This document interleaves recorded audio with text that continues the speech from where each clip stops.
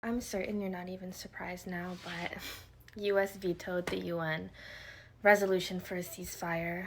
Again, for a third time, I'm just going to read it to you. The United States, for a third time, vetoed a United Nations Security Council resolution calling for an immediate humanitarian ceasefire in Gaza, ensuring its failure. If one person with veto power, as you know, vetoes no, then it's just, that's it.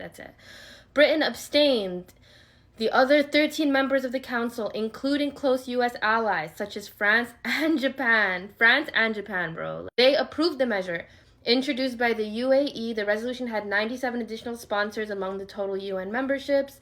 In addition to calling for a ceasefire, the 8-paragraph resolution demanded the immediate and unconditional release of all hostages. Like, the whole point of apparently demolishing Gaza is for these hostages, right? So that would have solved this. Humanitarian access be ensured, and all parties comply with their obligations under international law, including international humanitarian law, notably with regard to the protection of civilians.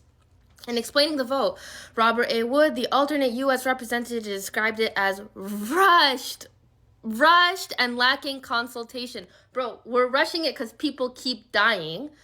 As with previous vetoes on similar measures, he criticized the absence of condemnations of Hamas on October 7th attack against Israel and affirmation of Israel's right to defend itself. Okay, we have to keep repeating the same things, I guess. He said the measure was conspicuously silent in response to reports that Hamas committed sexual and gender-based violence in its attack on Israel, and called it not only unrealistic but dangerous in leaving Hamas in place, able to regroup and repeat what it did on October 7th. I mean, a ceasefire would call for everybody to stop, but okay, go crazy.